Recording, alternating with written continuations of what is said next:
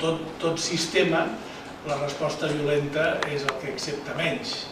Aquest home i els seus successors obren un camí en societats pseudodemocràtiques o democràtiques formals en què es permet aquest joc com ara veurem. Ja he dit que va ser conegut per dos llibres. Un és Walden, que ell se'n va anar a viure durant 2 anys al costat d'un llac que es deia així, i després va escriure un llibre com si hagués passat un any, les 4 estacions. I d'alguna forma fa una crítica ferotge de la societat d'aquell moment, que ara es multiplicaria a partir de la seva vivència. És una persona que sempre escriu a partir de la seva experiència. Per tant, és una persona que ha estat un dels grans escriptors sobre temes d'història natural, de filosofia, i anticipa el que serà el moviment de l'ecologia, de l'ecologisme, inclús del decreixement. Ja trobem que és una persona especial en el context dels nord-americans. I l'altre és el següent. Ell era abolicionista, estava en contra de l'esclavatge, que era propi dels Estats Units, i també de la guerra, en aquest cas de la guerra contra Mèxic, i arriba un moment que diu, fa públic que ell deixa de pagar voluntàriament un impost a l'estat nord-americà que li corresponia, perquè no estava d'acord que l'Estat continués mantenint l'esclavatge dels negres i que dugués a terme aquesta guerra contra Mèxic. I això el va portar a la presó, òbviament. El que passa és que tenia uns amics massa amics i només hi va passar una nit a la presó, perquè van pagar de seguida la fiança i va sentir cosa que el van rabiar molt, perquè ell podia exercir el seu dret d'això.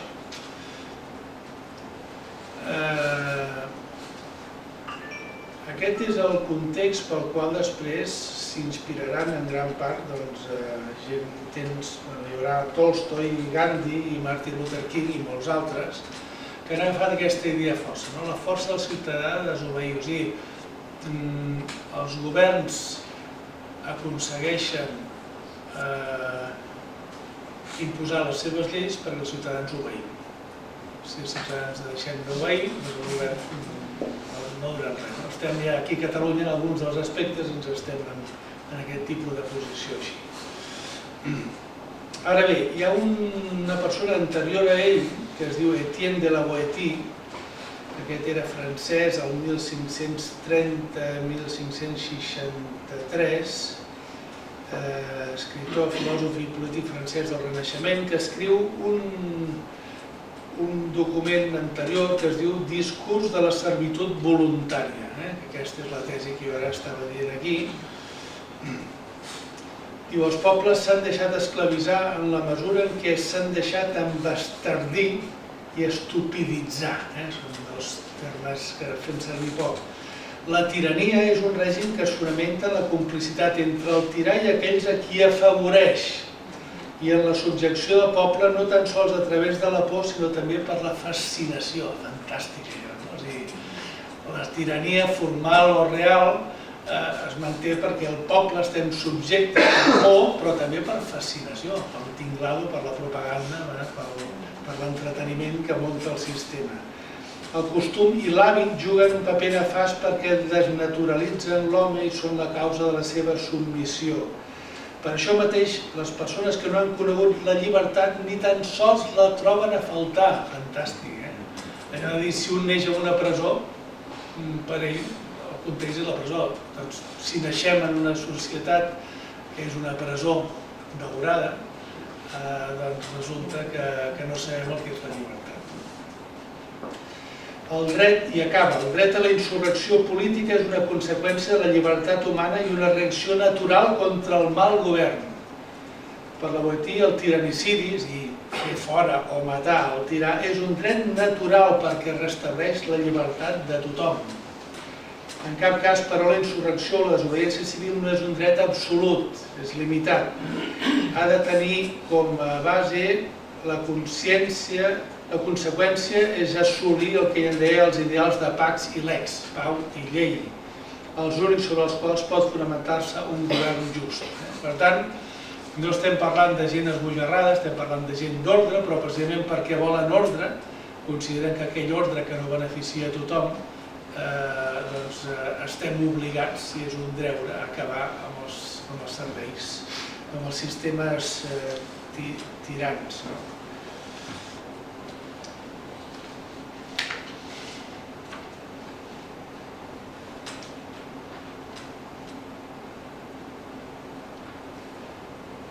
Bé, jo crec que amb aquests dos apunts, retenir de la Boetí i Thoreau, qui vulgui dir, mira, vull aprofundir més, doncs es troba els llibres fàcilment, perquè aquests sí que són passats a domini públic tranquil·lament, i es troben bé i s'aprèn molt, no?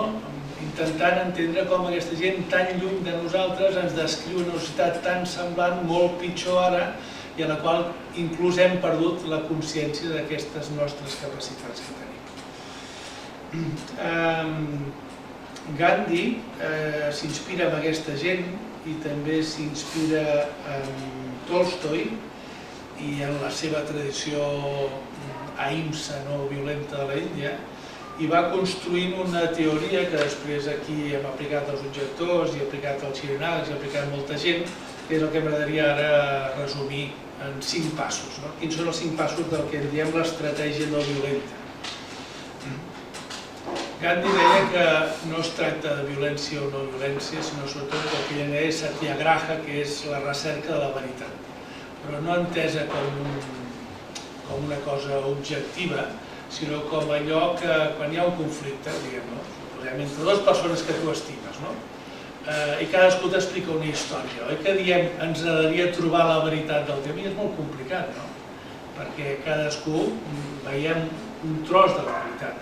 Si això ho apliquem a nivell social i als conflictes socials, cadascú, per la nostra formació, per la nostra història personal, per la nostra manera de ser, tendim a veure les coses des d'una perspectiva. I la veritat, en aquest sentit, tendeix a ser inclusiva de les diferents visions, versions, vivències, sentiments, posicions que en aquell conflicte hi són. Això costa molt, però és cert que si aconseguim apropar-nos a això, aquell conflicte es transforma en una font creativa enorme. Si no, hi haurà guanyadors i vençuts, i al cap de 5, 10, 20, 40, 50 anys els fills d'aquella gent, molts nens d'aquells, hi tornarem a ser la història trista d'Europa i de gran part dels conflictes que vivim. Dins d'aquest context, Gandhi diu, clar, el primer de tot, quan hi ha un conflicte, és intentar parlar per aclarir què passa. Perquè no he de pressuposar que la meva visió del problema és la veritat. És la meva veritat i només en contrast amb l'altra o les altres parts. Ell acostuma a dir adversari més que enemic. En aquest diàleg és més fàcil que vegi en la part de responsabilitat que tinc jo o no en aquell conflicte i per tant que el puguem resoldre. Per tant, el primer pas és cooperar amb l'adversari a la recerca d'una solució del problema. Això moltes vegades, quan ja tenim posicions molt fetes en la societat, ja ens el saltem aquest. Ja diem, no, aquests són uns malxinats i hem d'anar per ells perquè són uns fills de sa mare, etc. Però ni que sigui interiorment o en seminari interior abans de començar una acció és bo fer aquest exercici, no sigui, com ha passat en tantes revolucions i tantes històries, que després et dones compte que, després de molts morts, et dones compte que no tenies ni tota la raó ni a vegades la raó. I simplement perquè, esclar, una de les tragèdies humanes és que sempre pensem que l'altre és el que està equivocat i que nosaltres tenim la raó. I això, quan hi ha vides pel mig i guerres i després, per tant, que siguin revolucionàries, assassinats i tortures i camps de concentració i tota la misèria que vivim sempre, és massa lamentable. Sigui que l'enemic o tu has creat proves falses o sigui que no t'has enterat del conjunt del que passava, però és així.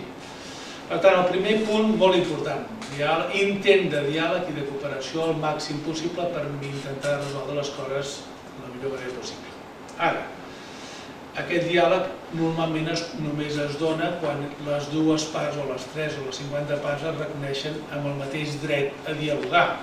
I quan hi ha estructures de poder molt consolidades, d'estat, d'economia, de religió, de cultura, de posició familiar, social, el que sigui, el diàleg no sempre és fàcil perquè n'hi ha un que diu, escolta, s'ha de passar per aquí i no em vinguis amb històries i ja està. Quan ens trobem amb aquesta solució, no vol dir que no fem l'exercici de veure el conjunt del problema per veure què hi podem aportar, però quan es dona aquí és quan llavors ve el que se'n diu la denúncia, que és on els moviments socials estem més acostumats a funcionar. Hi ha una situació que considerem injusta, es denuncia, lamentablement, la majoria de resposta social és el silenci, la passivitat, la covardia, la complicitat. Això és la resposta normal dels humans davant de la injustícia. Només algunes minories o només quan és molt gros, a la situació ens movem i la gent comença a denunciar. Normalment la denúncia vol dir posar-te en contra l'opinió pública, el mateix poder, això que dèiem aquí de la repressió i de la fascinació del consens social. Si tothom pensa això, com pot ser que jo ara digui que les coses són d'una altra manera? Problemes. Per tant, el tema d'organitzar la denúncia ja és un primer pas molt important, protesta. I aquest és gran part de la dinàmica històrica, estem al voltant d'això. Hi ha una gent que imposa unes maneres de fer, uns interessos, la majoria de la gent ho accepta, ho pateix, alguns se'n beneficien, fins que això es fa inaguantable i algú diu que això és intolerable, aquesta tirania, i llavors ho denuncien, es posa en marxa un procés, i a vegades això fa tombar la truita i a vegades es manté llargament així i dura molt de temps. Sempre tots els imperis, imperialismes i poders cauen sempre, trigaran 2 anys, 50 anys, 500 anys, 5.000 anys, però ja veiem que la història, tots aquests grans dictadors, aquests grans líders, aquests grans imperis i tal, no en queda cap. Per tant, això sempre, si ens mirem la trajectòria humana una mica més enllà de la nostra curta existència, aquest mil·lenari pas de les generacions, que deia el Salvador Espriu, doncs sempre veurem que ara, això no vol dir que ens ho prenguem a la lleugera, perquè quan hi vius ho pateixes o ho pateixen altres i has de fer alguna cosa. Però, en fi, aquell que està tan segur que és capaç de matar no sé quants per mantenir-se en el poder, l'has d'imaginar que un dia estarà amb els cucs com tots els altres, i això sempre alleugereix una mica el patiment. En qualsevol cas, quan anem a la denúncia hi ha una gamma enorme de denúncia, ja sabem, això estem tots acostumats a la quantitat de coses que es poden arribar a fer per organitzar un moviment de denúncia. El tema de la no cooperació ja és un pas més. O sigui, la majoria de moviments socials denuncien i el poder o se li en fot o canvia tot perquè res canvia, perquè això ja ho sabem, no? La no cooperació és agafar aquests principis que hem parlat abans. Per què, si jo denuncio i no canvia res perquè el poder és prou fort, per què és prou fort? Perquè jo i la majoria dels ciutadans i ciutadanes estem cooperant amb el govern, estem obeint les seves lleis, com una multinacional estem comprant els seus productes, o estem pagant els impostos, o estem anant al servei militar, etc. Hi ha moltes formes de cooperació. Normalment en un estat formalment democràtica serà comprar o deixar de comprar, cooperar en el camp de la compra, pagar impostos o no, treballar o deixar de treballar. La vaga és el prototip de la no cooperació. Tu m'explotes, jo deixo de treballar i jo hi perdré, però tu també hi perdràs. Excepte que hi hagi sobreproducció i llavors li va molt bé el capital que la gent faci vaga i se li fot. Llavors els japonesos s'inventen el treballar més del compte per desgastar l'empresari. Votar o deixar de votar. I hi ha 5 o 6 coses. L'exercici dels nostres drets es lliguen en aquestes diferents actituds. Totes elles són explorables, quasi cap d'elles és il·legal en una societat formalment democràtica. En una societat democràtica, moltes d'elles són il·legals. I organitzades no només testimonialment, sinó amb amplitud, arriben a tenir efectes molt importants. Sense tirar un sol tret, sense desobeir cap llei, pots aturar un sistema o un règim perquè la gent deixem de cooperar. No sé si un tal Lluís de Pedrolo, em sembla que es deia, Lluís, no? Va escriure un llibre que es deia Acte de violència. Manuel, ja sabia que em fallava. El Pedrolo sí, però el Lluís no. Manuel de Pedrolo. Acte de violència és un llibret molt curt, és un conte, en el qual consisteix quedar-se tothom a casa. Això ell ho escrivia en temps del Franco. Llavors, si tothom es queda a casa, no podran reprimir ningú, no poden agafar, no estàs fent res, i quan estàs a casa no funciona res. O sigui, és una vaga general absoluta en la qual res funciona per a tothom es queda a casa. Fixeu-vos, i en diu acte de violència. Va estar anys prohibit. Sí. Anys i anys. Vull dir que fixeu-vos la força d'un canvi paradigmàtic d'això.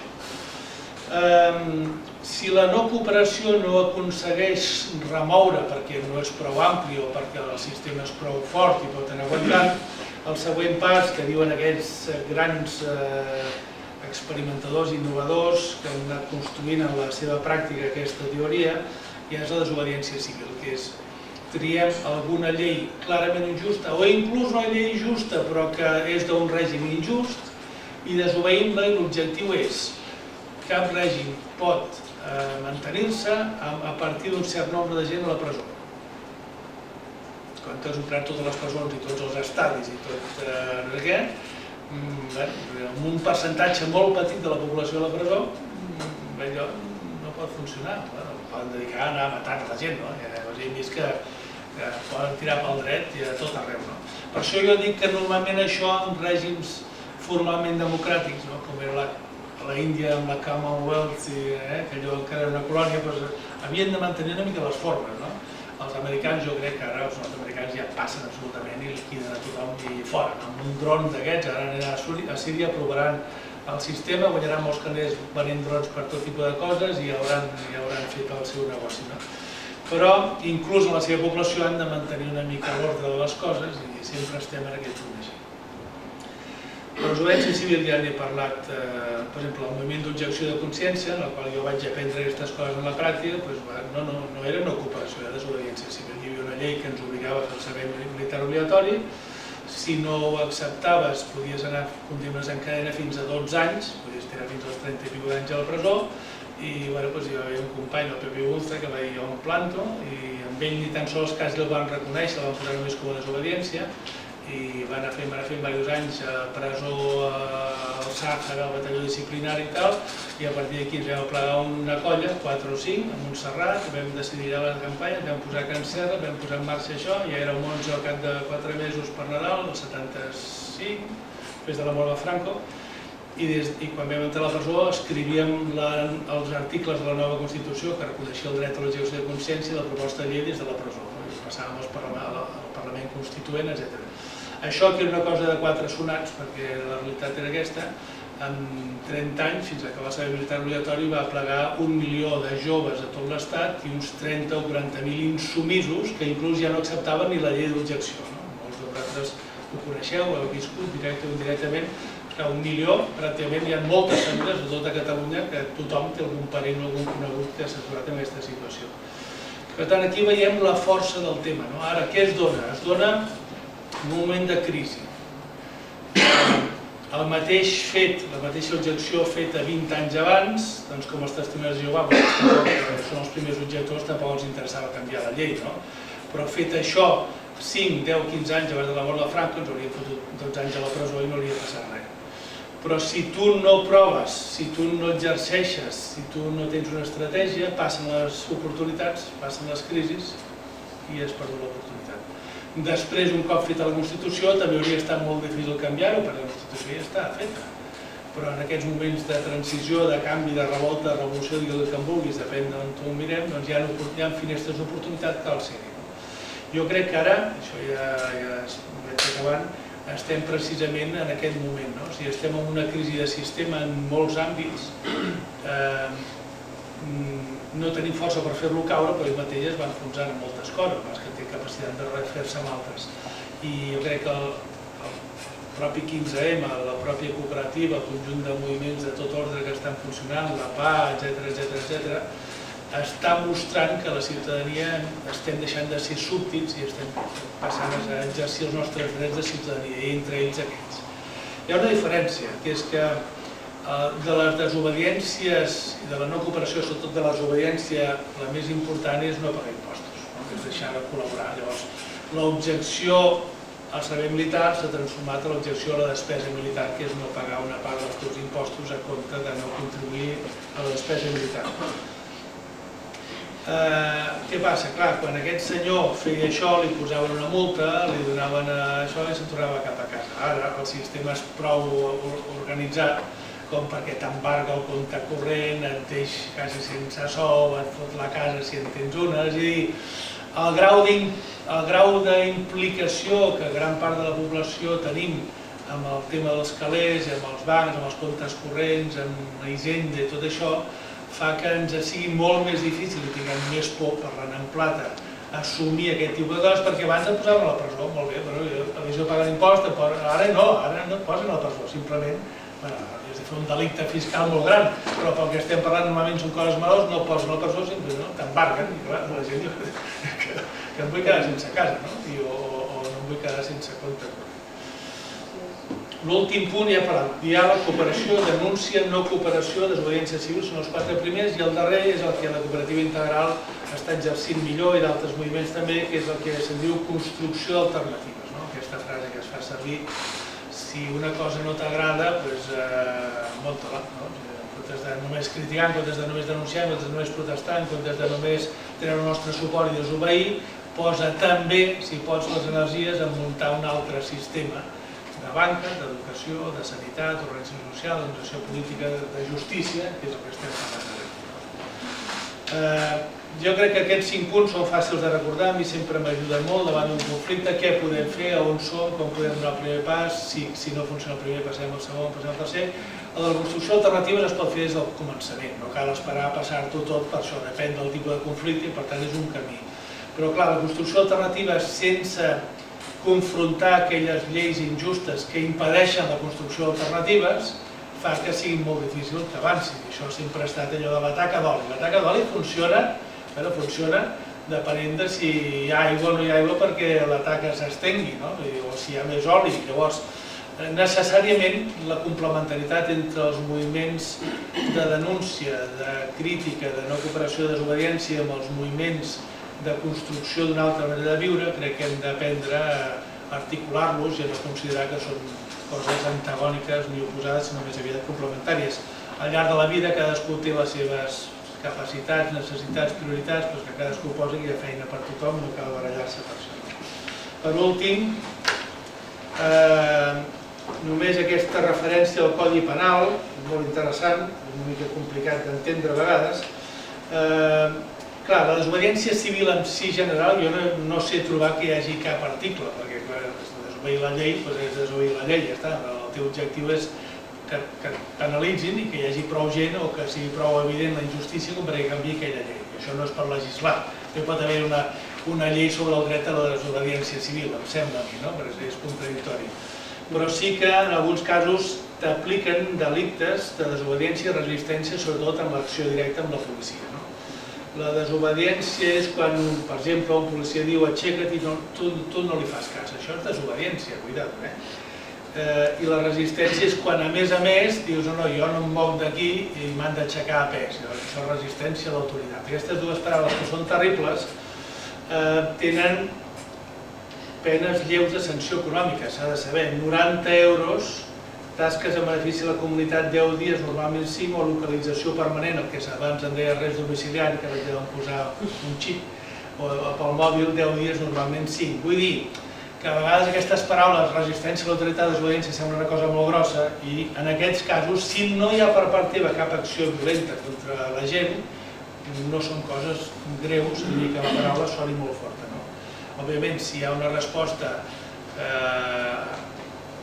violenta, llavors això ja canvia de tipologia.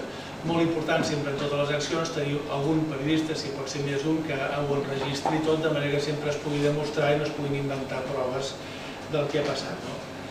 Ara, també hi ha el delicte d'atemptat, l'article 550, los que acometen a la autoridad, a sus agentes o empleen fuerza contra ellos, los intimiden gravemente, y això molt important, o les hagan resistencia activa también grave. Els hi posen en el mateix paquet la resposta. Per tant, aquest és un dels punts molt complicats, perquè, clar, no només és que tu facis mal a la gent en l'exercici de la seva autoritat, sinó que facis una resistència activa també greu. Clar, això és això. Si li dono un cop de puny, queda gravat. resistència activa greu fins a on estem, no?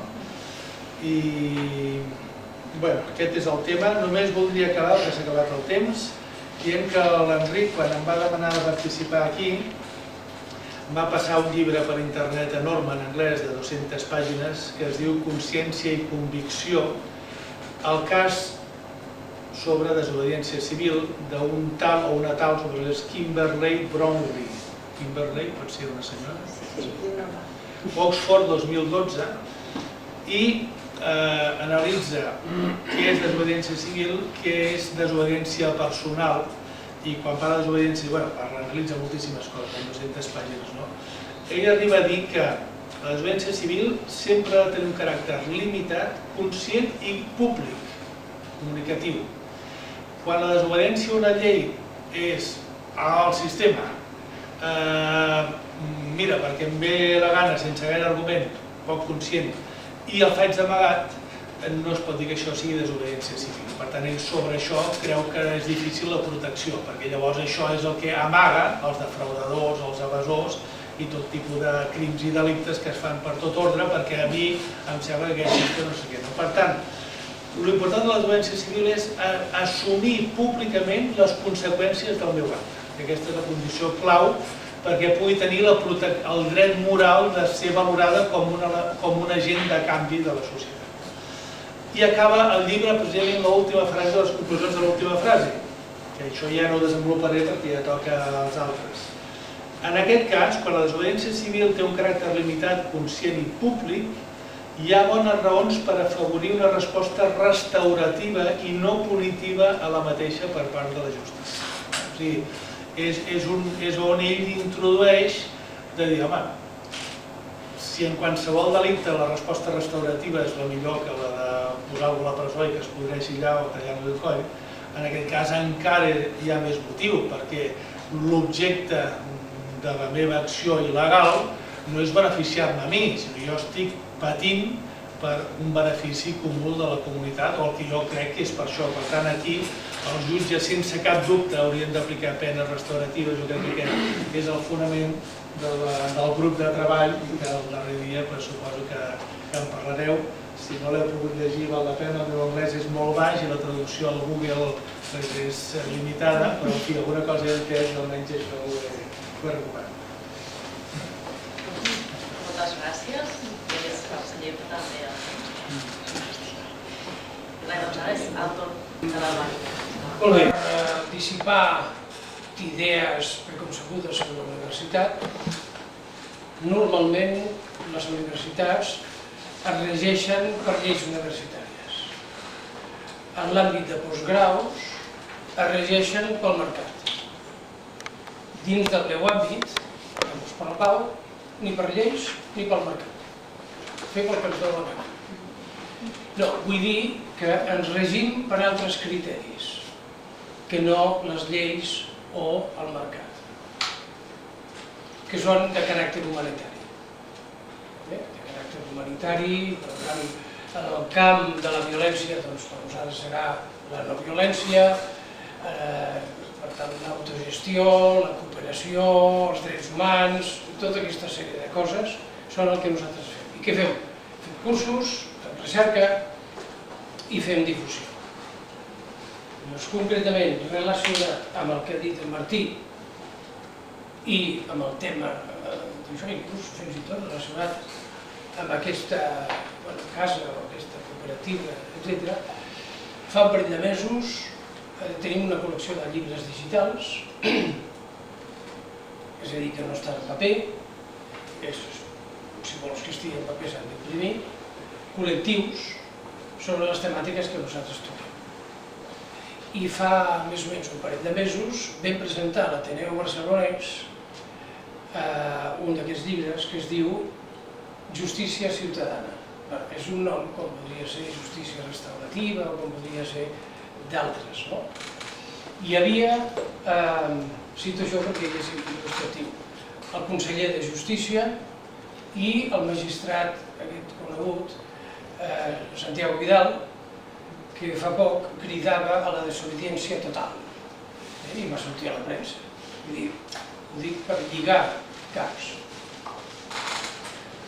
El conseller va dir en públic, diu, quan vaig a veure el llibre, vaig dir, vaja, un indignat més. Diu, això no puc fer-ho, això no puc acceptar això, no puc. I diu, però després, diu, llegint-el, diu, vaig veure que tenia més seny del que semblava. I el magistrat Santiago Vidal va dir tot el contrari. Com que jo començo el pròleg dient la justícia és un desastre. Llavors, doncs, el conseller es va escandalitzar i el magistrat va dir, home, ja era hora que algú ho digués, a part d'ell mateix. Vull dir que van ser dues postures completament diferenciades, contrastades en les primeres paraules del meu pròleg.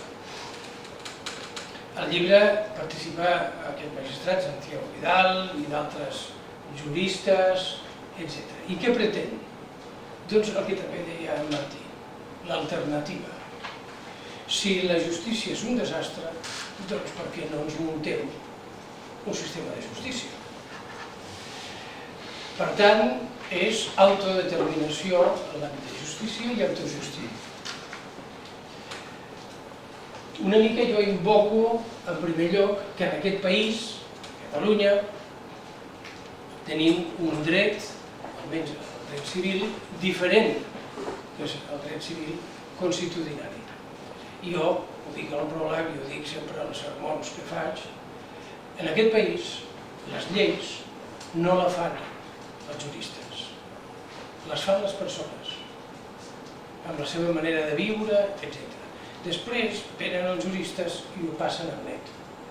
Miren que no estigui en contradicció amb altres lleis, que el llenguatge sigui ordenat i coses d'aquestes.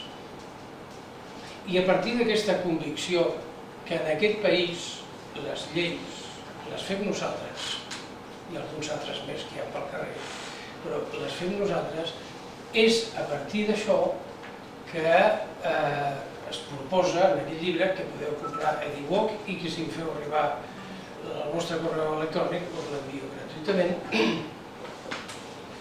que es construeixi un sistema de justícia diferent de l'actual. Un sistema de justícia que incorpori coses tan rares com les emocions i els sentiments, per exemple. Que incorpori també coses com quan es produeix un mal amb un altre. Això també està teòricament en tots els sistemes legals, a la pràctica s'ho passen pel forn. Que donguin una compensació, o sigui, una restauració a la víctima o als hereus de la víctima. Però no una restauració mercantil, com moltes vegades acaba sent. Si, per exemple, ella em taca els pantalons, diners per la tintoreria. Aquesta és la manera de restaurar el mal que m'ha produït. Però si m'ha humiliat una persona, els diners potser resulten més humiliants. Llavors hi ha una altra cosa. S'ha de fer alguna altra cosa. I aquesta és la que el sistema legal normalment no preveu.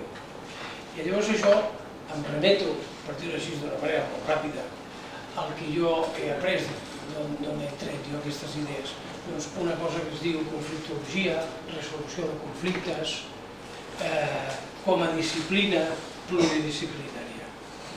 Que llavors, en aquest tipus de justícia, per exemple, una cosa molt important és el concepte i la pràctica de la reconciliació. O, per exemple, del perdó.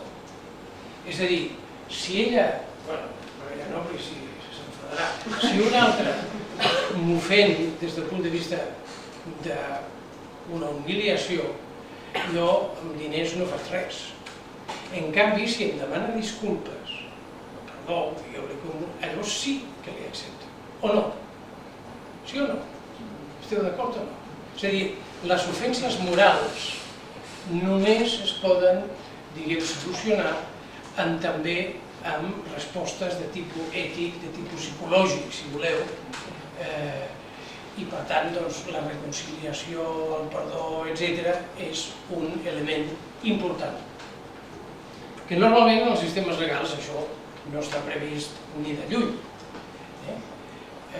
Reconciliació vol dir tornar a l'origen i tornar a tenir bon rotllo, parlant així, llenguatge col·loquial. Entre amics, no. Entre persones que s'han ofès, fins i tot ofenses greus, com pot ser la mort, com pot ser ferides, etc. Ella m'explicava que s'ocupa d'això. Doncs jo he conegut persones que es dediquen a processos de reconciliació entre assassins que han mort el fill, el germà o el que sigui, i que la justícia l'únic que fa és els empresona. Que normalment les presons, com sabeu molt bé, són excel·lents universitats del crim.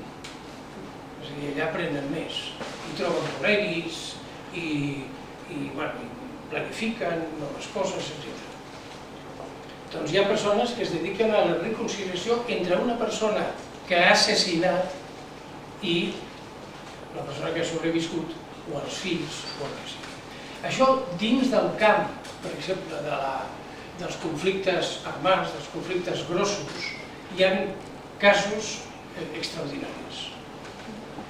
Per exemple, a Sud-àfrica, durant el temps de la transició de l'apartheid a la democràcia, jo he conegut els directors, els codirectors d'una ONG sud-africana que treballa per la reconciliació entre els sud-africans. Resulta que és una dona i un home. La dona és una dona blanca. Va perdre la seva filla en un acte terrorista. L'home és un home negre. Va ser qui va donar l'ordre de posar la bomba en una discoteca i assassinar totes una sèrie de persones, i concretament aquesta dona, que també s'ha d'explicar els detalls perquè així és més dramàtic, tenia 25 anys i estava a punt de casar-se i de tenir criatures, perquè veieu que el dolor és superior al d'una simple estadística. Aquest home i aquesta dona avui van de la mà i dirigeixen aquesta ONG per la reconciliació. Això és la reconciliació. I aquest home i aquesta dona, és a dir, l'home que va donar l'ordre d'assassinar la seva filla, ara són socis i estan treballant pel mateix. Casos d'aquests, un altre, si voleu, i així us deixo deures també. Veieu la pel·lícula Procés Civil, una pel·lícula deu tenir 10 o 15 anys, que va ser el primer procés civil, diguem, als Estats Units, degut a un delicte ecològic. Una indústria va contaminar uns aqüífers i d'aquí van morir les persones físicament més febles, gent malalta i gent acabada de néixer, de pocs dies o setmanes. Llavors li va presentar l'advocat, com de vegades es fa als Estats Units, i va dir, escolti, vostès, les víctimes i tal, són uns pringats, no tenen diners, no poden pagar, diu, però jo els hi puc portar el cas i si guanyo m'emportaré un percentatge de la indemnització. Van estar d'acord, aquest advocat ho va guanyar i llavors va anar dirigint a les víctimes o els que quedaven, els familiars de les víctimes, i li va preguntar a una dona jove que havia mort el seu bebè, li va preguntar quan moria el seu fill. Quan creieu que va dir? Quan està bé per compensar la mort d'un fill? A la pel·lícula, si la veieu, està molt bé, aquesta seqüència, la dona aquesta jove li diu que és un idiota, l'advocat, que sembla que està com una cabra, etc., que no pot posar preu a la vida del seu fill. Amb els sistemes legals que es fonamenta la compensació, la restauració amb diners, doncs et donen, no sé, 30.000 euros per un fill acabat de néixer. Però, evidentment, la immensa majoria de persones, delinqüents que tenen fills saben que això no s'hi arregla gaire la situació. I al final la mare aquesta ho va dir, mira, escolti, vostè no entén res, jo el que vull és que em demanin perdó. Diu, però va, perdó, i quan més? Diu, no, només perdó. I com que no ho entenia l'advocat, doncs la dona aquesta li va explicar. Llavors aquí teniu l'explicació d'aquest concepte que li podeu donar el sentit que voleu de perdó o reconciliació. Diu, si em demano perdó d'una manera sincera, sabré que aquesta gent mai més tornaran a fer una cosa així i mai més hi haurà una persona com ara jo que està plorant per la vida del seu fill. Això és el perdó des del punt de vista de la conflictologia, la resolució de conflictes, és això, no és una... Cada un li pot donar el sentit que voleu, el sentit religiós, si vols, filosòfic, etc. Però en aquesta pel·lícula queda molt clar que per una persona que ha patit la mort del seu bebè degut a les barbaritats que feien en una indústria determinada i que ja estava avisada, l'únic que és una mica suavitzant del seu dolor és una cosa que aparentment és una autèntica xorrada, que és demanar perdó. Doncs això és el que s'ha d'incloure en un nou disseny de justícia. Els sentiments, les emocions, i després com acabar, quan s'ha produït una ofensa, una injustícia, com acabar de manera definitiva amb la situació. Tancant amb una persona a la presó, bueno, potser sí perquè no faci més bestieses, no? Però, no ho sé, però el procés de finalització és un procés de reconciliació. I llavors això hi ha molta literatura, hi ha moltes coses. També suggerir-vos d'una manera ràpida. A Suïssa hi ha un petit poble que es diu Caux, s'escriu Caus, en francès. Allà es va produir, i allà hi ha una fundació que ara es diu Iniciatives de Canvi. Inicialment es deia Rearmament Moral. Rearmament Moral és una frase d'en Gandhi, i que es va constituir professors universitaris europeus i nord-americans després de la Segona Guerra Mundial per dir això, hem de fer alguna cosa perquè s'acabi. I en què es fonamenta? Amb els valors. Valors humanístics, d'ateus i agnòstics, o valors religiosos, etc. el que sigui, però valors. Si la gent té valors, ètica, no cometrà determinades barbaritats. Per tant, l'ètica cal reincorporar-la al sentit de justícia. En principi, la justícia ja ho té incorporat, jo crec que s'ha oblidat. En aquest llibre el que es fa és una proposta pragmàtica d'autodeterminació i d'autogestió de la justícia. I allà surten coses, no? De manera més pràctica, com estem intentant donar passos endavant? Doncs creació d'una web, un portal, una web complexa, en la que s'estableixin els principis de la resolució de conflictes, de la no violència, etc., en la resolució d'actes d'injustícia, etc., i que sigui autogestionat i de fàcil accés. En què es fonamentaria això? Perquè dius, si no tens poder, doncs amb el poder de la gent. És a dir, a la base de tota societat hi ha un contracte social. Que deia el Martí també, hi ha un contracte amb l'Estat, encara que sigui tàcit. O bé per por o bé per admiració, acceptem que l'Estat pot gestionar moltes coses, l'economia, però també la justícia, també gestionar la violència, per exemple, llavors és legal i tot el que vulguis, matar, assassinar, empresonar, etc. Doncs, a partir d'una adhesió voluntària i personal en la que s'accepta un altre tipus de justícia, fonamentat en aquests principis, en aquesta altra manera de fer, aquest és el poder.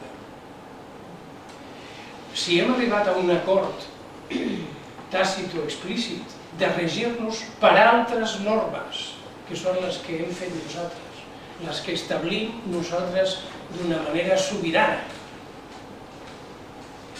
Llavors, el funcionament es pot fer a través de la tecnologia actual, com pot ser un portal a internet que gestioni tot plegat. Això, per tant, és un tema que està obert i que, a més, no fa cap mena de por ni d'aprensió dir-ho clarament al poder, al conseller, o també al magistrat Santiago Vidal. Per què? Perquè hi ha una qüestió, aquí ja més o menys, en aquest país ja ho entenem bastant bé, no? És a dir, la democràcia està per sobre de les lleis, simplement perquè les lleis són el resultat d'un acte democràtic. Les lleis no surten com els cargols, sols, i te'ls trobes pel carrer, sinó que és el resultat d'un acte democràtic, d'un acte d'autodeterminació, en el qual no hi ha res per sobre. Doncs això, igual, en l'àmbit de la justícia.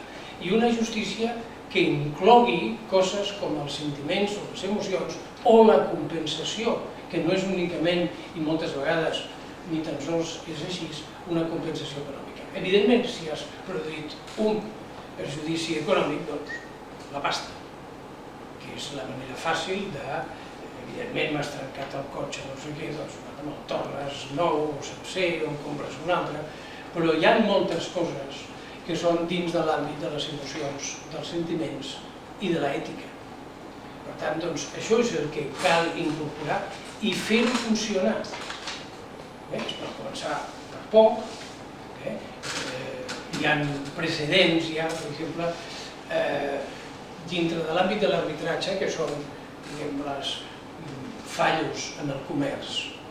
Als Estats Units, que és molt usual comprar coses per telèfon o per correu, etc., i te les envien, i les cartes les tens a la mateixa casa, a la bústia, i allà les deixes i te les reps, etc. Quan hi ha una cosa, un producte que no funciona, te'l tornen, i tot això es fa virtualment, es pot fer virtualment. I dir una cosa perquè veieu l'arrelament de molts actes de justícia, l'arrelament en l'ètica. Això de que porti Ingrés i d'altres diu si no li agrada o no sé què, doncs li tornem els diners o el producte. Això històricament es pot recórrer i es pot veure quin és l'origen. L'origen és que durant el temps de la colònia els puritans, una església, diguem, protestant, que no agafeu idees preconcebudes, a l'època, ara no ho sé ben bé, però a l'època dels revolucionaris, diguem, van establir que en les seves relacions comercials, si no el servei o un producte que donaven, etc., èticament no hi havia cap llei que els hi manés, doncs havien de tornar al producte. Després va descobrir que és un excel·lent sistema de màrqueting, perquè quan tu vas a una botiga i vas amb aquests precedents, és a dir, saps que aquella botiga té una ètica que no traspassarà, llavors vas molt més contents i mira, toquin-ho tot, i si no m'agrada ja ho vindran a buscar. Però vull dir, té un origen ètic, filosòfic, si és bo, en el sentit ampli. Doncs això és igual. Quina és la filosofia que parteix? L'autodeterminació, l'autogestió. Aquí manem nosaltres i, per tant, ens fem les lleis. Aquesta és la idea, diguem, del llibret aquest, doncs, que tracta de... Evidentment que parteix d'una denúncia, la justícia és un desastre, és una denúncia d'un sistema de justícia que hi ha algunes coses que no funcionen, evidentment que sí, no dic que no, però moltes altres o no funcionen, o funcionen malament, o són clarament injustes. Bé, jo aprofito, doncs, jo si deia, tinc un rècord de 5 hores sense parar, i després em renyen, però no pretenc superar. Simplement, sobretot, deixar-vos la paraula, perquè això sí és un diàleg més entretingut i així jo em puc adaptar més als vostres interessos, i convidar-vos a llegir aquest llibre, si el voleu gratis o m'ho dieu i us l'envio, tot és digital. I a participar de la nosaltres volem continuar fent reunions entre els sectors i altres persones per anar construint aquesta web que hauria de gestionar, però l'important no és la web, l'important és la filosofia de base per trobar una alternativa que substitueixi, evidentment la idea és que pugui arribar a substituir un sistema legal, un sistema judicial clarament injust i imperfecte. I a partir d'una denúncia de que les coses no van bé i a partir d'aquesta idea que la justícia ens la fem nosaltres. I a més ens la fem pacíficament. Nosaltres aquí no té per què haver càstigs i fer la por i això i l'altre. Hi ha molts sistemes en el món, a la cultura africana, etc., en la que el càstig no s'entén del tot. El que volen és la recuperació de la persona que ha produït un mal. Al principi, aquí també diu, en comptes de dir presó, diu casal d'inserció, etc. Teòricament hi és, a la pràctica és una altra història. Evidentment que aquí hi ha una feina pedagògica, educativa, etc., molt important. Preguntes? 5 minuts, em queden. Bueno, renuncio als 5 minuts i us passo la paraula. Moltes gràcies. Moltes gràcies a tots dos i vas endavant. Sí, moltíssimes gràcies per l'explicació de tots dos. Jo, com a formadora de justícia restaurativa, que bàsicament és el que estàs parlant, m'agradaria molt llegir el teu llibre, per començar, que no sabia res. Als Estats Units, el programa Barge, que jo formo part, utilitzem 4 paraules que suposo que podrien resumir també una mica el que has dit. La primera, i són les 4 R's per nosaltres, bàsiques de tota actuació. La primera entra a ser respecte, amb una relació de conflicte com a primera cosa. El respecte entre els sentiments, entre la i entre la dignitat del que fa la falta d'un costat de l'altre. L'altra paraula és reparació, que és el que dius quan tu tens de reparar el que has fet, sigui monetari i sigui intel·lectual o moral. La tercera, ja estaríem amb la restauració dels que han respectat, han reparat i han restaurat a la situació primigènia. I l'última seria el que fas al final, que dius tu conciliació, que és l'altra R, que és reintegració a la societat, en bones condicions. Per tots. No sé si pot servir, però aquestes 4 coses em sembla que és un dibuix lineal ràpid que penso en el que t'he sentit dir. Ho hem fet des dels 90. Aquesta era una cosa que volia posar i l'altra era que Inglaterra està anant sistèmica en justícia, per dir-ho, si t'interessa, sistèmica en justícia restaurativa. És molt interessant i està al consorci de justícia restaurativa, el Consell es diu Council of Restorative Justice, que us puc enviar, si voleu, també jo soc part d'aquest, i està... No, clar que m'interessa molt. Està anant completament en tots els aspectes i cada vegada va afegint una punta més, per si n'han donat compte. Bueno, al final, els puritans part venien directes, vull dir. Sí. Part, no? Sí, res més, i moltes gràcies. No, és a dir, és el que deia, això és obert perquè tothom participi, i fins i tot internacionalment també es pot fer, es poden constituir centres virtuals de treball, en el qual poden entrar i poden participar, jo crec que és la manera, no? I si trobem mitjans, fins i tot professionalitzar-ho i que la gent pugui viure d'això, d'aquesta feina de recerca i de construcció d'aquesta altra justícia que en 4 quartos es pot bastir, es pot fer, no és que siguin uns projectes faraònics, perquè els principis, les bases ja hi són, I simplement, doncs, per exemple, es poden fer arbitratges virtuals, ja existeixen l'ADR, Alternative Dispute Resolution en anglès, o ODR, Online Dispute Resolution. Tot això ja existeix, hi ha persones que ho fan, és molt simple, perquè tot és...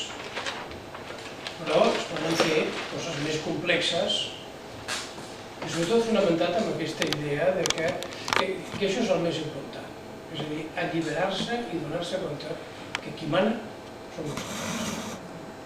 I per tant també som els responsables de com, dels resultats que anem tinguent. I això no són coses militars ni rares, perquè és un acord d'una sèrie de persones que es vol regir per unes altres normes. I que amb el temps, i si això creix, llavors es fa, per dir-ho d'alguna manera, llei.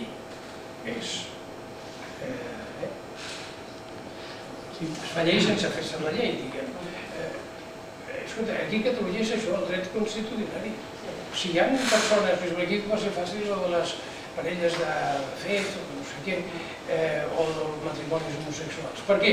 Perquè si hi ha una sèrie de persones que diuen jo soc homosexual i visc amb un altre, etc., passo pel forn tot el que es pugui dir i d'això, llavors van els juristes i ho posen en net. Ja està. Si un se n'adona d'això, que fins i tot dins de la legalitat pròpia, nostra, històrica, això és així, llavors ho fem nosaltres mateixos.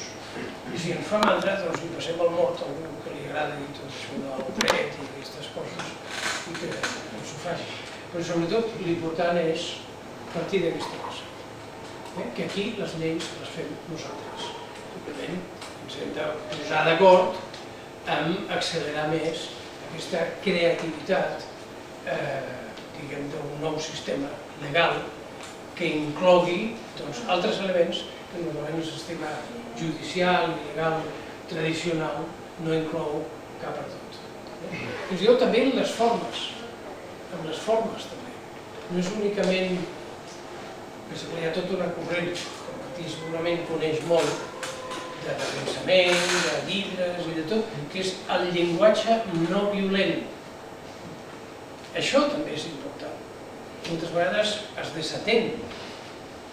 Jo, passant per Estats Units, que vaig viure uns anys i tal, estudiant aquestes coses, després me'n vaig anar al Japó i allà em van donar un repàs, perquè justament un home, el pare de ser molt gran, professor d'ètica, que té la meitat del cos cremat, va sobreviure gràcies a que la seva mare el va tapar amb el seu cos quan va esclatar la bomba de Hiroshima. Doncs, clar, aquí es discuteix, als Estats Units encara més, i la meva opinió i tal i qual, i diverteixes anar. Allà al Japó no. Allà és un acte de violència. Opinar així molt explícitament, o depèn de com ho diguis, etc., és un acte de violència. Per tant, has de mirar molt també el llenguatge.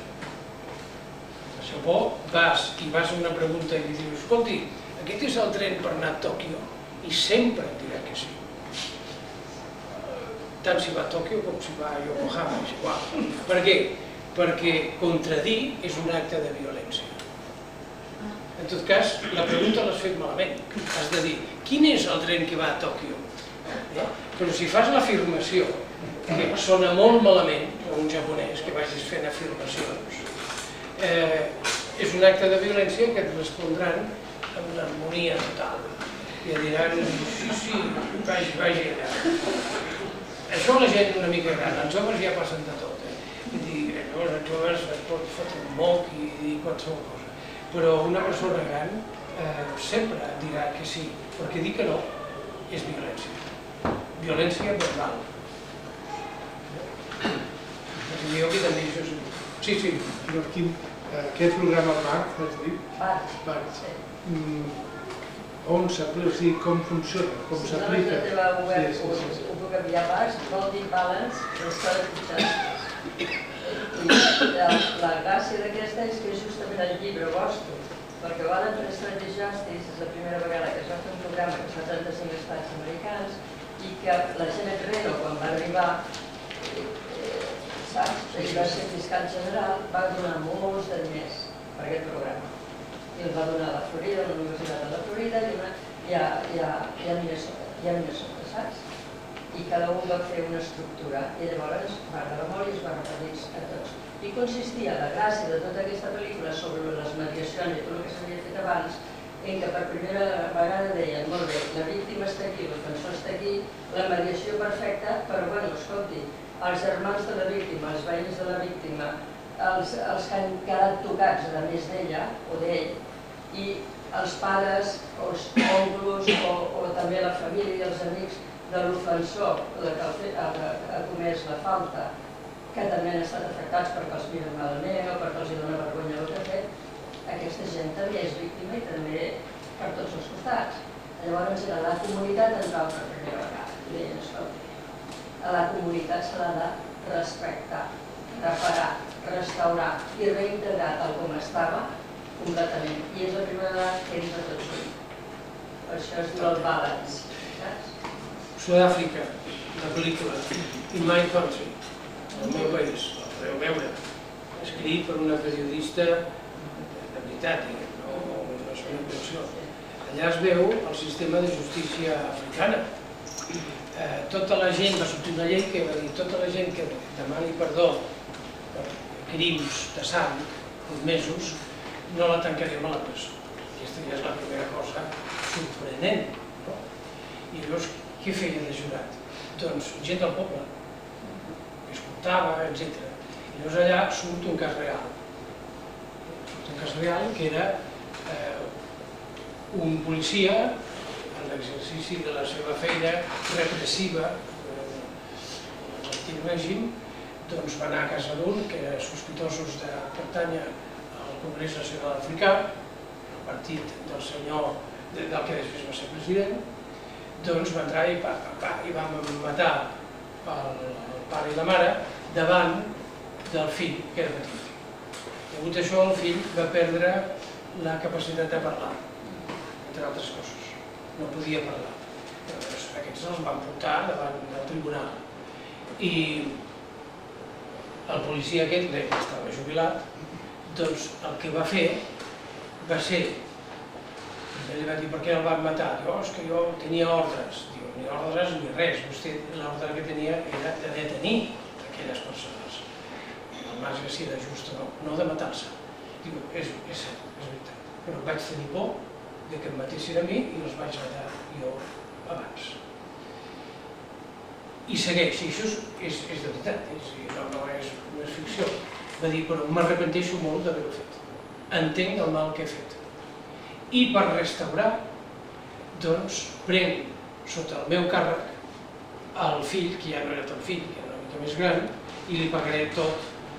És a dir, faré el que fan normalment els pares, que és cuidar, protegir, ajudar a educar, etc. I llavors el que es veu és que el nen, que era un jove, un adolescent, a l'escoltar això, es va abraçar a l'assassí dels seus pares. Per què? Perquè va entendre que aquella persona ho va fer portat per la por, que no volia fer-ho perquè tenia por i va disparar, que no volia fer-ho, que li sabia molt greu i assumia, això és una reparació, assumia el rol dels pares de les persones que havia mort. Aquí tenim la reparació, la reconciliació, etc. Un altre tipus de justícia. El nano, l'adolescent, ningú li va dir, diu, quan acabi de parlar t'abraces i llavors et farem la foto. No, va ser espontani el que va fer, va ser espontani. Evidentment que es necessita valor i tot el que vulgueu, com l'altre del cas de Sud-àfrica que explicava, però no és més interessant aquesta justícia que la que tenim. Al Yucatán, els indígenes, si tu mates a un pare de família, et condemnen a l'ostracisme d'entrada.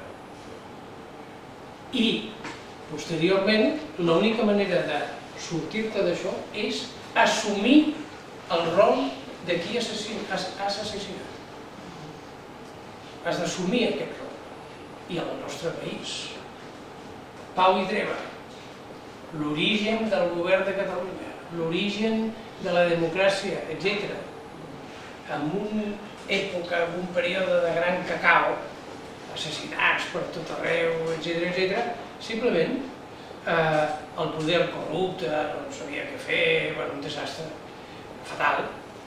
Doncs la societat civil va agafar en mà el seu poder que tenia i va dir, a partir d'ara, qui assassini en diumenge se li castigarà de la següent manera. No serà enterrat en cimentiri cristià, cosa que llavors feia molta por. Després, ningú li adreçarà la paraula. I si està casat, la seva dona es negarà a tenir relacions sexuals. Entre altres coses. Diu, quin marrón m'ha caigut. Diu, haig de fer alguna cosa per arreglar-ho. Després de fer els diumenges, va passar el cap de setmana. Llavors no hi havia cap de setmana, es treballava tota la setmana. Llavors dissabte i diumenge, després divendres, dissabte i diumenge, i finalment tota la setmana. Per tant, d'aquesta manera, sense l'ús de cap força, perquè no en tenia, van aconseguir que la població es delimités èticament el seu comportament. Per tant, no es podia robar, no es podia violar, no es podia assassinar, etc., perquè si no et queia un paquet d'aquestes característiques. I aquest va ser l'origen del govern i de lleis i de coses. Després, llavors, la Generalitat se va acudir posar impostos que es deien Generalitats, i d'aquí li queda el nom dels impostos. Però vull dir que a Pau i Treva, en una època de caos total, de desfeta del sistema feudal, del poder, tot ensorrant, no manaven, no tenien cap força. Què va ser? Doncs la iniciativa d'una colla de ciutadans, gremis, llavors l'església tenia influència, etc., que van establir unes normes que avui em fan riure. Em fan riure. Però normes no violentes, molt més fortes que qualsevol llei o que la pena de mort. Jo no sé si... Jo tenia una pregunta que se m'ha acudit, però no sé si algú més per ara hi ha més... No, doncs endavant, ja està. Fes tu que has aixecat. És que a més la pregunta... Íntima. No, només una mica pensant també en la conclusió de l'autor d'aquest llibre que us ha passat i pensant en el context de la xerrada, pensant en un cas de desobediència civil o de desobediència econòmica en què una persona decideix incomplir una norma amb l'objectiu de fer el bé, per dir-ho d'alguna forma, de diverses maneres, però la idea com podria ser, no? No sé si la llenço als ponents principalment, però també als altres. Una mica la idea que us podríeu imaginar, no? Com podria ser una resposta restaurativa en casos com aquest, i a més ens és fàcil pensar-ho perquè tenim un cas concret, una persona que a través de diverses operacions va aconseguir crèdits i préstecs, no sé, exactament si aquells préstecs o algunes coses. A qui et refereixes? En el tribunal, per un valor de pràcticament quasi 500.000 euros, i llavors aquesta és la idea, no? Ell va fer no l'objectiu d'enriquir-se ni de lucrar-se, sinó d'evolucionar una situació injusta. Llavors, una pregunta seria com es podia aplicar això restaurativament, no? O sigui, quines podrien ser les respostes restauratives. I l'altra, com dissenyar un procés d'aquest tipus, no? Potser ens quedem la primera, perquè no sé si, no? Tu volies una pregunta. La mateixa pregunta que popular. Llavors, no sé si tu també més preguntes, doncs que es pugui aixecar endavant. Aquesta que queda l'aire No, aquesta. bueno, ja hi entrarem, però no ens temps. Això ha dit moltes respostes i fins i tot el que ha denunciat més que una injustícia, però ho és en la seva conseqüència, és l'error matemàtic i a la manera com es crea el diner, perquè ens porta tots a la necessitat d'un creixement constant. I si després s'entra en aquest debat, ja conto aquesta. I tinc unes quantes coses a dir, que ja ho ha restituït completament, hi ha una realitat fantàstica social que molta gent està vivint i se li ha restituït posar-li, fer-li homenatges, tenir estàtues, etc. Però bé, són moltes altres coses. Jo el que volia preguntar és una cosa ben senzilla. Havia de passar a transmetre, perquè potser us porteu un petit pacte legal d'aquesta xerrada. És quelcom que havia sentit fa molts anys i em pregunto si en la qüestió de la conciliació es contempla. Diu que psicològicament, quan tu reps un greuge d'algú, potser petits greuges, una mala paraula, un mal entès un dia, que acaba una baralla familiar, que penses entre dos amics o el que sigui, diu que no n'hi ha prou amb demanar disculpes o tenir i fer un gest positiu, sinó que es veu que psicològicament ens sentim restaurats per cada atac 5 gestos positius. Es veu quan calculat i tot. I em pregunto, primer que sabeu, perquè això ens va bé tota la vida, de tenir-ho en compte, crec. A partir d'ara, quan sortim d'aquí, etc. I la segona és, em pregunto si s'ha tingut en compte, o ho coneixeu, això, o quelcom cos per l'estil. En la reparació dels greuges, en el moment de la reconciliació de la persona afectada. I tinc una altra pregunta després, no?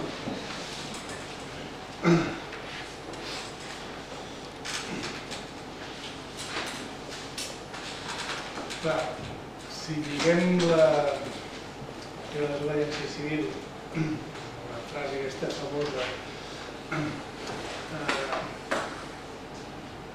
aquí tenim una persona que ha fet, diguem, del punt de vista legal una estafa als bancs, diguem, no? És així, no? L'ha acusat d'estafa, no? Una cosa semblant.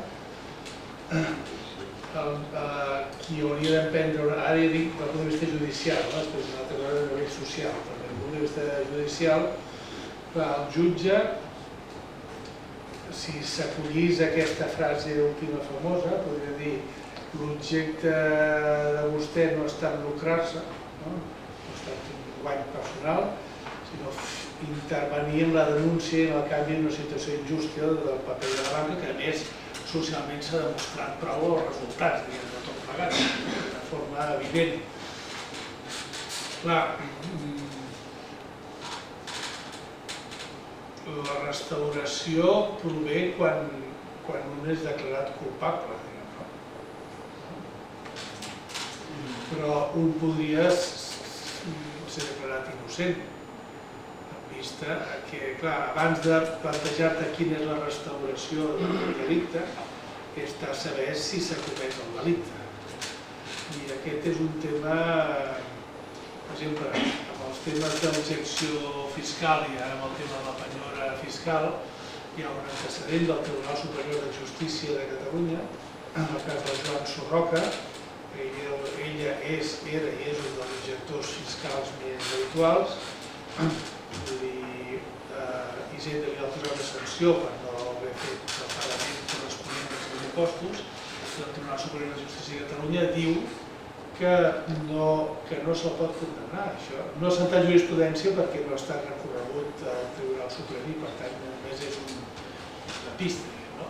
Però per què? Perquè l'objectiu seu en el cas de l'objecció fiscal no és evadir o fer un frau o lucrar-se, sinó dedicar aquests diners a una causa superior per motius de consciència. Però jo crec que aquest és un dels antecedents que abans de parlar del tema restauratiu s'ha de fer arribar al jutge, això és una cosa que ho fa l'advocat, el mateix l'Enric, el desmuntar la causa, perquè de fet ell fent això està denunciant una pràctica que després s'ha demostrat inclús il·legal i comencen a haver sentències per part de la banca de la forma en què concedien els crèdits alegrement, que per això li van donar amb ell, diguem, no? Si amb els papers que presentava eren doncs res, li donaven crèdits quan, imagina't si en papers així l'interès que tenien els bancs en col·locar tot tipus d'endeutament al personal per tenir-lo agafat i després quedar-se amb tot. Això és Em vaig una mica lluny, però no gaire. Cirenaics, que era un bon coneixedor de la Bíblia, perquè era capellà i teòleg, agafa als 7 anys aquell passatge de l'Antic Testament d'Egipte, Josep a Egipte, els 7 anys de les vaques magres i les vaques grasses, i fa una descripció perfecta de com allò, estem parlant d'uns 4.500 anys, és una descripció perfecta de l'endeutament volgut per part del sistema bancari del moment de la gent.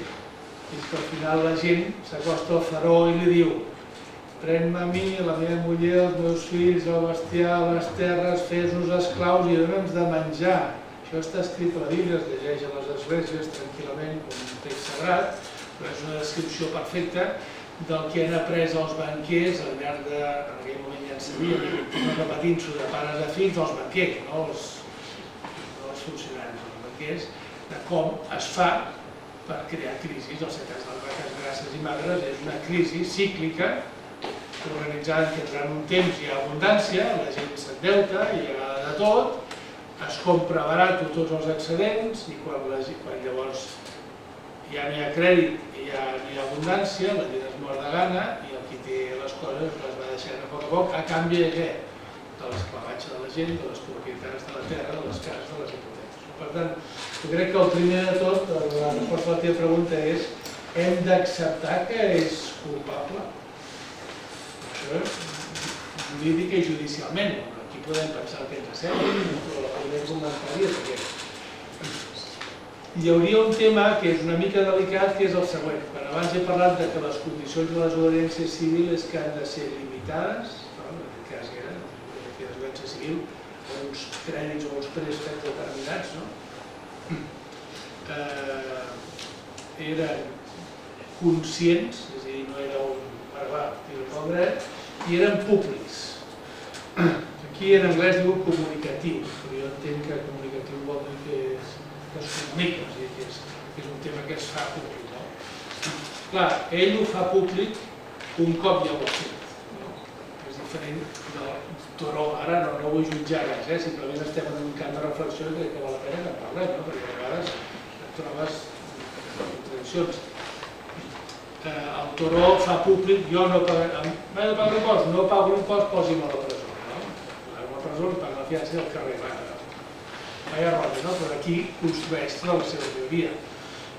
Ell, clar, ell necessita fer-ho discret, o sigui, necessita enganyar durant un temps per aconseguir els diferents préstecs. Entenc que és així, no he parlat mai amb ell directament, però veient la història suposo que és aquesta. Quan ja els té, comença a fer una sèrie d'accions, de publicacions, de finançament, de tot el moviment social, d'ajuda a tot tipus de coses, suposo que és així, i ell llavors ho fa públic, no? És així?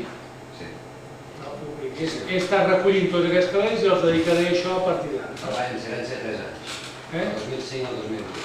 Treballa en silenci. Treballa en silenci durant 3 anys i després, quan ha aconseguit això, fa públic a què van dedicats a això. I només és molt després que es posa en marxa l'aparell de denúncies dels bancs i del fiscal i tot això, i que s'està per aquí al mig, no? Sí, però els detalls es posa en marxa perquè ell ho fa públic. Si no ho hagués fet públic, probablement això hagués passat a punt perquè no els interessa passar-ho per alt i preguntar aquestes pecades minuts pròpies de les entitats bancàries que posen en relleu les seves habilitats i per no promoure que això ho pugui començar a fer tothom. I l'Enric el que fa és començar a insistir i continuar insistint perquè així a partir d'aquí es crea un xarxament i una xarxa de suport que deriva en una sèrie de coses. Sobretot és despertar la gent o trobar la gent conscienciada o que comença a despertar la consciència, perquè una consciència ben desperta per poder-nos enxarxar i començar a treballar en sèrio. Jo crec que s'imposa perquè moltes vegades estem, com tu deies, molt colonitzats pel sistema establert. Jo crec que el dret es fonamenta en la moral. Sense la moral no hi ha dret. No es construeix. Per tant, aquí s'ha d'anar a la moral, a l'ètica, a la filosofia del dret.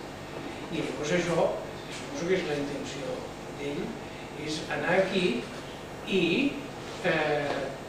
perquè a través de les lleis, en un moment determinat el canvien i ja està, és legal el crim, es pot legalitzar el crim, per tant no té cap gràcia. S'ha d'anar a la filosofia i la moral, que aquestes no tenen les mateixes sistema de funcionament, es regeixen per uns valors universals o el que sigui, i no per lleis corruptes. Llavors, ha d'haver un judici, una reflexió moral, filosòfica, i la reparació, el que hauria de ser, és fer pagar les costes, no les costes del judici, sinó globalment a les entitats bancàries que han estat durant temps emparant-se amb la llei, que no amb la moral, per robar. Per mi aquesta seria la justícia més neta i més clara, no? Ha d'haver una reparació, han de tornar els diners que han robat els ciutadans amb enganys i utilitzant les lleis. Perquè si no, a través de les lleis no enxampes ni un, enxampes només els tontos, els febles, etc. Diu, has fet això, doncs ara t'ho monto una llei i ja està. No, s'ha d'anar a la base filosòfica i moral del dret. Aquí és on pots donar fort. Hauríem de donar per dos mans. Evidentment, això és quantitat de gent que... Com a clar, i tant. S'han suïcidat. El perdó sincer, per tant que es prenguin el temps necessari que sigui, sincer, no allò la paraula, sí, bé, perdó, no, això no s'hi val. Han d'entendre, quan demanem perdó, han d'entendre el mal que han produït. Han d'entendre el mal. Quan ho entenguin, demanaran perdó d'una manera sincera. I han de restituir el que han robat, d'una manera o d'una altra. Si no tenen líquid, doncs que donin accions del seu banc, i llavors potser hi haurà gent més honesta que agafarà la direcció de les entitats financeres. Si no, el problema continua i es va reproduint i es va legalitzant el crim, que és el que moltes vegades es fa, igual que es legalitza també l'assassinat, i llavors l'assassinat és legal, totalment legal, o la guerra. Es legalitza la guerra, i això ja ho sabem. Después, cuando ya pasa la ¿Tú ves mitad... eso como un crimen? ¿Cómo? ¿Tú ves lo que hizo Enrique como un crimen? No. No. No està parlant dels bancs. Yo pensé que... Ell no està parlant de l'Enric, està parlant dels bancs. Ya, ok. No, més aviat el que va fer va ser un favor. Ja, gràcies. Sí, va ser un favor. Bueno, jo ho veig així, no ho sé, estareu d'acord, però un favor perquè va córrer un risc, va treballar, va dedicar moltes hores per desemmascarar el robatori legalment constituït, però al marge de la moral. O sigui, la moral o l'ètica, etc., té uns principis molt generals i molt bàsics. És el respecte per la vida, per la dignitat, per la plenitud de la vida, i tot l'altre són romanços. Si no, les lleis no es fonamenten amb això, amb una ètica, amb una moral i amb uns principis, és una xorrada.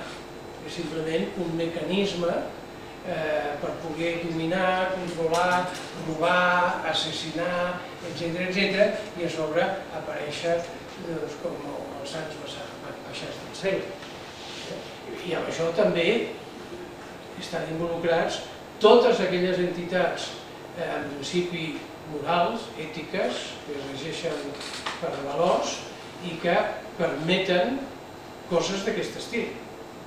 És a dir, lleis que fan legal el robatori, l'assassinat, l'explotació, etc. Quants n'hi ha, de vegades, alguns, probablement pocs, empresaris que han estafat, que no han pagat la seguretat social dels seus treballadors, i els seus treballadors, quan han anat allà a cobrar la pensió, li han dit: tu ets un pringat, aquí no t'han pagat res i per tant posa-t'hi fulles. Vull dir, això des del meu punt de vista és simplement un crim. Per què? Per les conseqüències que té. Per les conseqüències que té, que llavors segurament la sortida millor és suïcidar-se, perquè viure en aquestes condicions, és a dir, no hi ha dret sense moral. Per tant, qualsevol llei que no estigui fonamentada en principis ètics és una trampa i és un crim.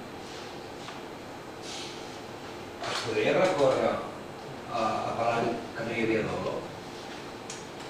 Sí, i des del punt de vista legal Que no hi havia pot fer coses que dolor. tenen dolor. L'atenció a Sí, Però veus, el precedent aquest de la sentència de la Fiscalia Fiscal és això, no hi havia intenció de defraudar, no? el dol es fonamenta en un principi ètic, no fer mal. I després es construeix tot el que vulguis, però la base és aquesta. Si falla això, llavors hi ha dolo per les accions de determinats bancs estafadors? Bé, en el fons del fons, no. És un error matemàtic. En l'origen, és curiosíssim, és ben senzill. Es posen menys diners en circulació, el total d'aquests diners els ser retornats. Així és com es crea el diner, a través de préstecs. Tu et donen 100 unitats i arribes a un pacte, dius, bueno, l'any que ve m'has tornat 105. Dius, mira, pot anar bé perquè em fas un favor, d'acord. Es passa l'any i el 5 no existeix en el mercat. O sigui, això, aquest préstec es pot fer amb altres persones, és com es crea el diner des de zero. En la busca d'aquests 5 és on estem perseguint-nos tots des de fa mil·lennis, com ens acabes de recordar. La piràmide cíclica que peta tot, carambes i torres aquí. Anar pujant preus, anar baixant sols, anar pujant preus, anar baixant sols. I llavors tothom apel·lant als governants perquè ens vinguin amb assistència. La base és aquesta. Ara, al fons és un pacte ètic fins i tot, no? Jo estic d'acord, em fas un favor abans d'això, mira, l'any que ve com t'ho puc agrair? Doncs bé, amb 3 gallines més. O, no, torna'm més, no diners. Ja està, a la que fem amb diners ja no fem. Sí, però hi ha una qüestió que algunes persones que fan negocis ho tenen molt clar, ho tenen molt clar, que és el benefici. Ja. És a dir, el benefici propi, en la qual no es contempla el benefici, el bé comú. No, Per tant, doncs, si només es contempla el benefici egoista, exclusiu, i es va en contra del bé comú, llavors és quan falla. Per tant, això... Aviam, jo no vull dir que els gestors siguin bones persones i que els digui, mira, tu el que has de fer és obtenir beneficis i tal, i la gent no hi pensa gaire, i llavors doncs es munta pel·lícules per treure diners als altres. Però s'ha d'anar al fons del problema. En 10 segons més afegiré una cosa. Al principi hi ha aquesta bona fe, el problema és que això genera una corrupció grandiosa. Perquè saps, quan neixes en aquest sistema, saps que com més pregat seràs, més premiat seràs, com més mal facis. I llavors, clar, qui pugui conviure amb aquesta contradicció, doncs anirà escalant econòmicament, es premia la maldat. Igual que moltes vegades la llei està feta per perpetuar les diferències i les desigualtats. Aquella llei que teníem allà fora i del que començava. Martí, els dos personatges aquests que has citat, o puntuant en el lloc, això, Sí. Henry David Toreau, T-H-O-R-E-A-U. Això en el web buscaràs i trobaràs. Toreau. No, posa a Wikipedia o al Google i trobaràs tota la informació. I l'altre és Etienne de la Boétie. Etienne, amb dues N's, de la Boétie, sense sacs ni res. Boétie, sense sacs. A les biblioteques ho trobarem. Va, ja ho posarem pel Google.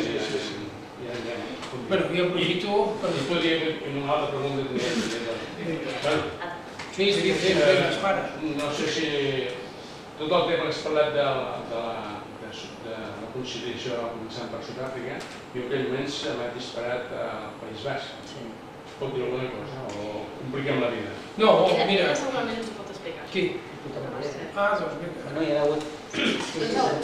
S'han dut a terme processos al País Basc entre exetarres condemnats a la presó i víctimes, normalment fills o pares, bueno, pares no, germans o coses així, i es va fer un documental bastant interessant, a TV3 el veu veure, el Perdó. I nosaltres vam estar en contacte perquè en l'últimes jornades de justícia restaurativa que es van fer aquí a Barcelona va venir una de les persones que havia participat activament com a mediadora Amb el tema, sembla que amb l'últim canvi de govern del País Basc la cosa s'ha aturat una mica, però un procés, jo des del meu punt de vista, superinteressant, perquè a més s'ha fet molt ben fet, s'ha fet amb molt cuidado, des de l'oficina de les víctimes s'ha anat preparant a les persones per si volien fer això, i en aquell mateix documental, si l'heu vist, sortien persones explicant, una mica això que ens explicava ell, la satisfacció que tenien després d'haver pogut parlar amb aquella persona, i no els havia pogut tornar al pare, però almenys entenien que aquesta persona s'havia adonat, havia assumit el mal que havia fet. Jo crec que aquí està moltes vegades la clau de la reparació moral. Si vols, hi ha un llibre que jo vaig coordinar, que era Camins de Pau al País Basc, Litoral Mediterrània. Hi ha persones d'ETA i de l'entorn d'anti-ETA que participen, és a dir, allà hi són tots. Hi ha, a més, ja deu funcionar, però les webs d'ETA, les webs d'anti-ETA, de la CIA, dels serveis d'intel·ligència francesos, espanyols, etc. I que els extrems, perquè entremig hi ha també pacifistes i gent més moderades, però els extrems, ETA i anti-ETA, van dir el llibre ha quedat digne. O sigui, és un gran èxit.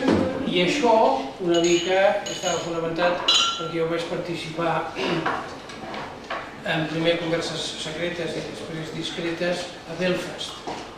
I una de les primeres coses que es va fer per començar el procés de reconciliació va ser reunir a mares de caiguts pels seus ideals, dels dos bàndols. Amb quina intenció? És dur, va costar, perquè entenguessin que el dolor era exactament el mateix. Que el dolor era exactament el mateix si era dels bons o dels dolents. Un sempre és dels bons. Llavors, aquest va ser la primera cosa. Després es va constituir també un centre de documentació que encara existeix sobre conflictes ètnics i nacionals. Jo me'n recordo, m'entrevistava amb comandants de l'IRA o dels protestants, anava passant i m'explicava la seva vida, fins que finalment vaig dir, bueno, Pau, perquè tots dieu el mateix. Tots parlaven de bestieses. Per exemple, me'n recordo un comandant de l'IRA que explicava que quan era petit els seus pares el feien pujar dalt de la torre per veure si venia dels dolents, que eren els altres, i que van violar la seva mare davant d'ell per produir-li més dolor, més mal. Doncs això són els processos que evidentment no s'acaben mai, com no s'acabaven. Per exemple, una de les coses que es va fer unes 10 pel·lícules, El nom del pare, El nom del fill, The Boxer, Chacal i d'altres. Tot això eren pel·lícules intencionals. Totes estaven planificades. O sigui, se'ls donaven els missatges que havien de dir. Després els guionistes feien el que els donava la gana, però no. Ya tenemos entendido que el que puede y el que no puede también podrá. Mira lo que ha salido. Oye, siento rebotas al debate. Gracias. Chao.